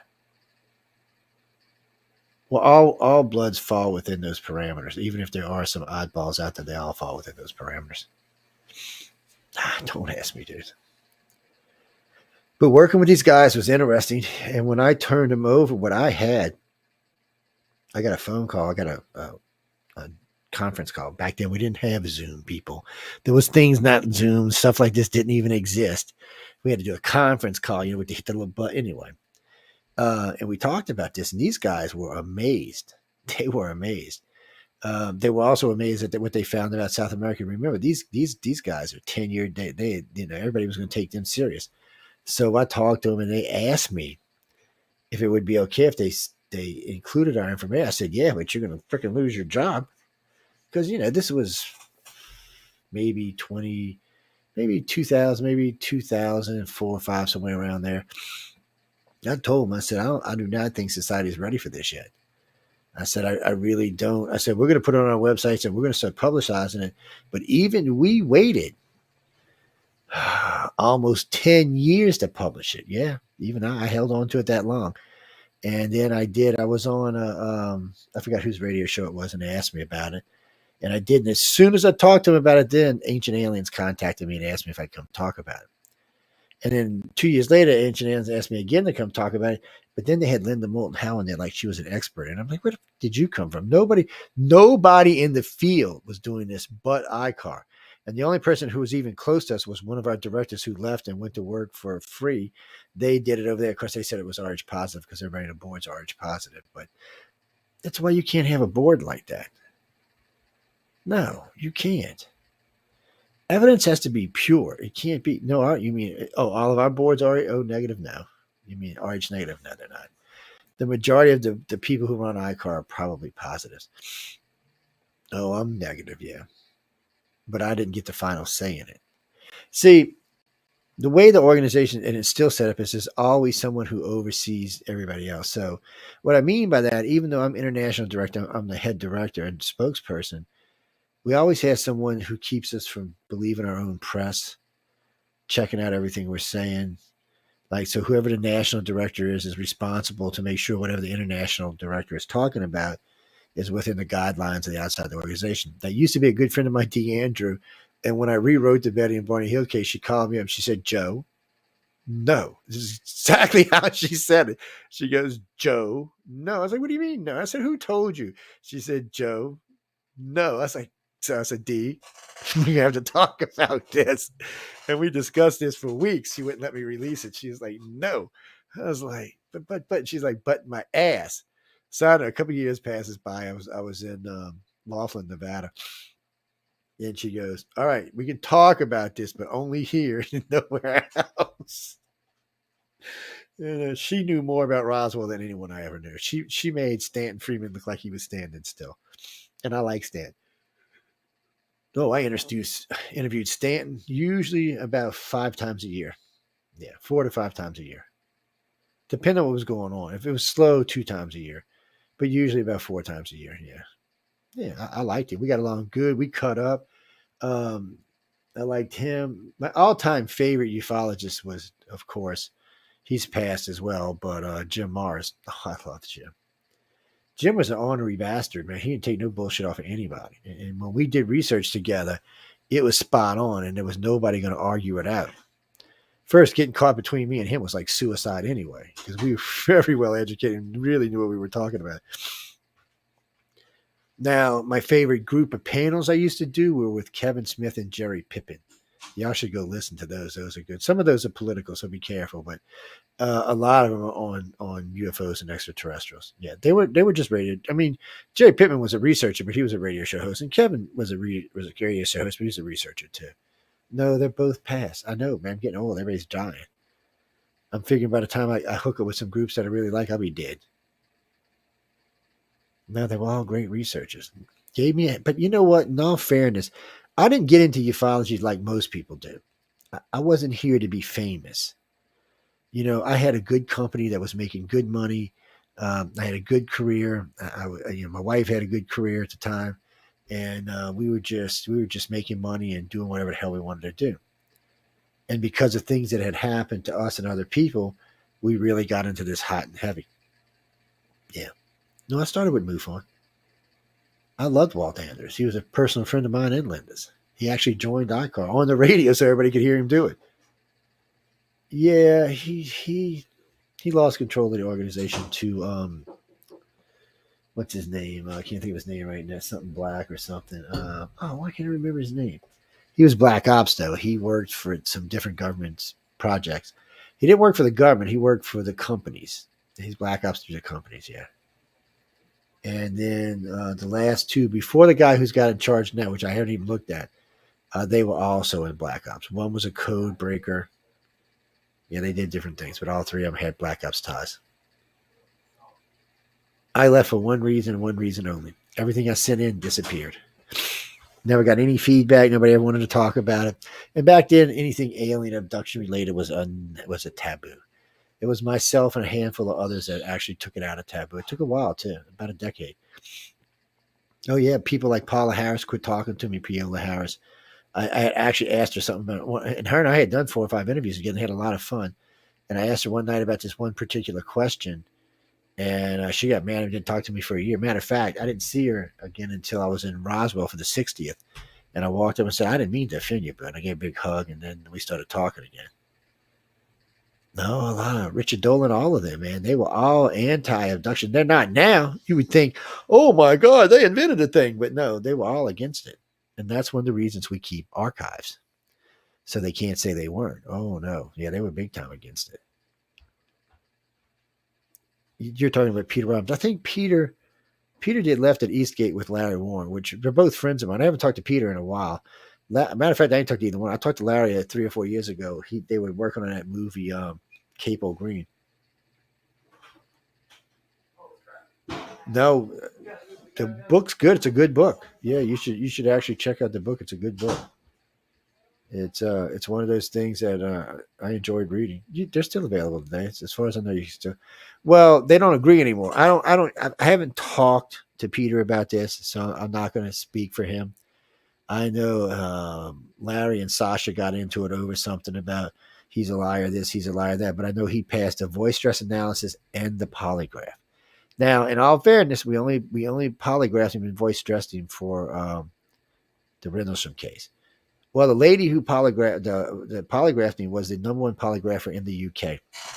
I did the voice stress, but I did the voice stress on. Okay, so real quick, Peter Robbins sent me all of the original cassettes way long time ago. Yeah, half of y'all weren't even alive yet, and he sent me these cassettes, and we went over them and we ran voice stress on all of them, and based on tapes that we had done with him on other stuff, came back that they were telling the truth. So and the best part is, while you're listening to these tapes, there's some funny shit in there because stuff was scaring. They seen stuff in the sky. They seen stuff on the ground. It was hilariously funny. And anyway, so he passed it. So Cable Green had contacted me about doing the voice stress analysis on Larry. And I said, okay, so we set it up. And first thing I did is I took the voice stress meters and I went through 3 or 4 shows that I had done with Larry on questions that I knew he was telling the truth on, stuff that had nothing to do with the case. I just wanted to get a good line on how his voice looked when he's telling the truth, and I also wanted to see what his voice looked like when he was really excited and telling the truth. So, anyway, I put him on the thing. We did about 2 hours worth of voice stress, and then I did 2 more days with him. And the conclusions was he passed. So what I got angry about is Colonel Holt, Jim Peniston, and the other guy started talking shit about me. I'm like, whoa, whoa, whoa! Why are you talking about me? I've never said a word about any of y'all. So that was stupid on their part because the next thing out of my voice was, well, if you're telling the truth, why don't you come get polygraphed or voice stressed? Because I didn't have anything against these guys. I mean, I thought their time travel story was a bit stupid, but I never said it on air. And so I was like, what the hell? They should have never said that. Yeah. It was John Burroughs and Jim Peniston and Colonel Holt. I don't even know if any of them are still alive. I haven't even looked. Well, it's because it's not important to me. Mm-hmm. Yeah. Well, all right, I'll answer that too. Travis has been. Matter of fact, Travis was just on a network in the past month. He was on Chasing Prophecy. Go check it out. We like Travis. We've done lots of interviews with Travis over the years. I've interviewed him about 6 times. I know a lot of other people in the network have interviewed him. He's a good interview. He's fun to talk to. I try not to ask questions that he's been asked 500,000 times. But I know how it feels. When I go to a lecture or something, people start asking me questions, and I'm thinking, do you really want... It's almost like people want to ask you a billion questions to see if you're going to change your mind on what you're saying. It's weird. I'm never get angry at anybody. I enjoy it. But it's just hard sometimes when it's the same question 2,000 times. You're kind of like, what? Well, when we talk about the Golf Breeze case, the personal case in my own personal life, people, they always ask me, like, the first 5 questions are always the same question. And I understand that this is their first time getting to meet me or the first time they're getting to hear the story. So that's one of the reasons I say, but I hate doing that because it's taking up time for the better stuff later down the line. And a lot of times that's what happens. The really, really good stuff gets cut out because we've spent too much time on the other stuff. Because when it generates questions. The first question, it generates a second, then a third, then a fourth, then a fifth, and a sixth. And it's taken us away from what I really want people to know about, where we were, what we were doing, how it went down, stuff like that. Oh, no, you mean Linda? No, she just walked around the fence Yes. Big fence, Eglin Air Force Base. This woman hates water, by the way. I mean, she definitely is scared of water. Goes in the water, walks around the damn fence and starts walking down the beach. And I'm sitting, this is like 25 years ago, but I'm looking at her going, what are you fucking crazy? You're going to prison, bitch. So then I said, I can't let her go by herself. So I will run around the fence and catch up with her. And she's like, let's go look at this over here. There's a big building. No, there's nobody around, by the way. We get up to the building. We see this light hanging over what looks to be a rail. We go up there, we look down, and there's a freaking set of stairs going straight down. I mean, on an angle, but going straight down. It looked like 200-300 feet at least. We were both like, okay, it's time to leave. Of course, no. She wouldn't go walk down the stairs. I'm like, nope, we out of here. And then we went back the next day to go look and see if the stairs were still there, and they were gone. The only weird part of that whole case is when we went around the fence and to go look at the hole in the ground. I shouldn't say the hole in the ground, but the stairs. It was like 3 a.m., 3:30 a.m. When we got back to the car, which was only, I don't know, a quarter mile from where we were. We'll say a half mile. It was 7:30 a.m. We hadn't even noticed it either. And if we wouldn't have been audio taping and videotaping, we wouldn't have noticed it. But when we were reviewing the tapes at the hotel, we realized that, something else happened. There's been a lot of stuff happening. We've got some really good video there, too. Well, so we went up there with 15 people one time. This was in 2014, I think, 2015. Two vehicles loads of people. I mean, packed down like you wouldn't believe. So we get up there, and Eglin Air Force Base is right there, but we're on Navarre Beach is where we were, inside the park at Navarre Beach. It's wee hours in the morning. The fog is everywhere. I mean, it's everywhere. So all the guys were walking in a line. We were about 20 feet behind the girls. There was 6 or 7 up in front of us, and it was, I think, 4 of us and 7 of them. But anyway, no, it was more than that. I think it was 5 of us and 7 of them. But anyway, they're walking along. We're walking along. Like I said, we're about 20 feet, and I hear them saying something. And I heard it said, well, that must be the guys ran up behind us. And I'm like, no, we're still a good ways behind them. And we started seeing footprints about this big and about this wide in front of us. And they were just like they were appearing in the fog. We were like, what the hell? And I knew, I know all these ladies, hey, none of them got feet that small. I'm like, what the hell's going on here? Then I got to think, is there a kid lost out here or something? So then I told them, just stop. I said, whatever y'all doing, you stop where you are. I want to catch up with y'all. I want to walk up because whatever was in between us, we could squeeze in between us. And I heard them react to something. Something blew by them. And as we were catching up with them. So we were like, okay, that was just some weird ass crap in the middle of the beach, in the middle of the fog, in the Gulf of Mexico. It's just kind of strange. So we see one of the gazebos, one of these big ass gazebos. And we go get in the gazebo. We sit down. And Mike Canuck, he's a friend of mine. He's from Canada. He's down. And a couple of my friends are down. Some friends here from New Mexico and Arizona. So we're sitting there underneath the gazebo smoking a cigarette. Yeah, I don't smoke cigarettes anymore, but I did back then. And no, I didn't know I wasn't. Actually, they were smoking. I wasn't smoking anymore at that point. But anyway, we're all sitting around talking. And Mike's leaning against one thing. And we're all kind of spread out a little bit. It's because it's a big gazebo.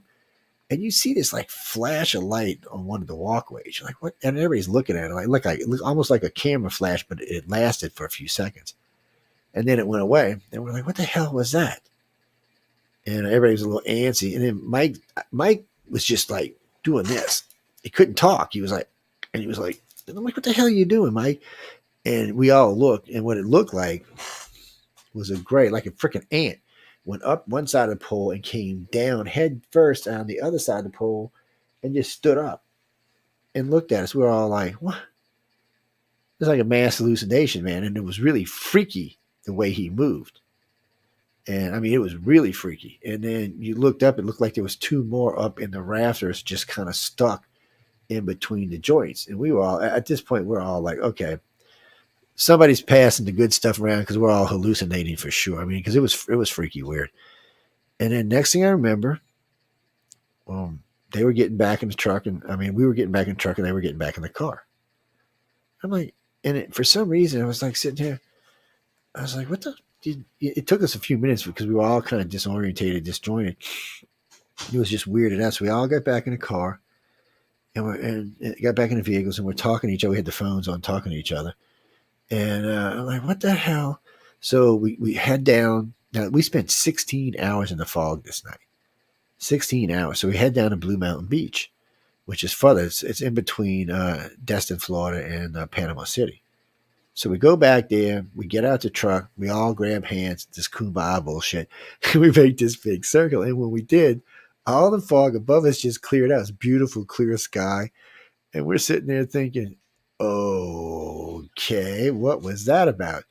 And then I hear, oh man, I hear it was G, I think, start screaming. I'm like, what the hell are you screaming about? This thing standing in the center of the circle just looking at us. And I could swear it had a smile on his face. Like, you dumbasses.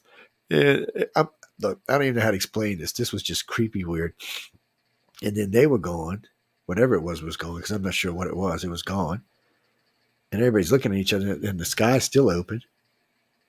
So we're like, okay, enough of this weird shit tonight. Let's go get breakfast and head home. So we said, okay, we get in the vehicle and we're home. No breakfast. And we're home. I'm literally not shitting you. We were like standing in the circle. And let me see. Destin, Blue Mountain is 5.5 hours from 6 hours from where I lived. So we were just home. And I still remember, what's her name goes, let's go get breakfast. I'm like, yeah, let's go get breakfast because I'm about to flip out. And it was daylight. There's no more fog. I don't even know what to tell you. The whole thing could have been a ruse. The whole group could have been abducted, and that was just a cover memory. Nobody wanted to be hypnotized. Even to this day, nobody wanted to be hypnotized.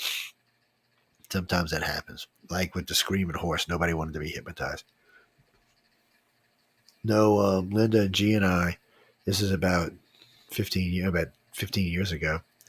We were on NASA land and not far from where I live right now. And we were just standing out there talking. And you hear this scream. It's horrible. It wasn't a human. You knew it wasn't human. It really sounded like someone was torturing a horse. I don't even know how to explain it.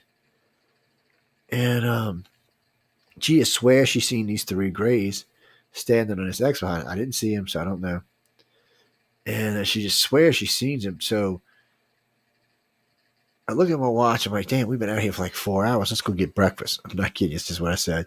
So we stop at Waffle House and we're getting breakfast. And Waffle House is not my favorite place either, I'm not going to lie. But Linda was just laughing her ass off. I was just kind of like dumbfounded, and Gia was pissed. So all 3 of us had a different experience. I have no idea what went on, but Linda was laughing her ass off. She really was. I was like, what? What's so fucking funny? Excuse my language. But that's just how it was. I mean, it was, and nobody wanted to be hypnotized from that one either. There was stuff we go get regressed over, but some stuff, no, just don't want to know. Because we were, well, okay. If you're ever in Louisiana, Mississippi, there's a place. It's on. Technically, it's inside of NASA. It's in their buffer zone. It's in one of the bigger buffer zones, closer to NASA. So it's actually about, this particular spot is about, I don't know, half a mile from the front gate. So it's a side road, it cuts off the main road, and right on the side road, there's a little square with an X on it, a little yellow X. And if you go park there and sit there for any length of time, if you're a contactee or abductee, you will see the grays. They will come out and see you. I don't know why. It's almost like they like being there. I don't know. It's not the only place they've been seen. They've been seen in Honey Island too. Well, that's another weird thing. So we'll go 11 miles back in the swamp, 11 miles. And you'll hear machinery running, people talking. It's getting creepy.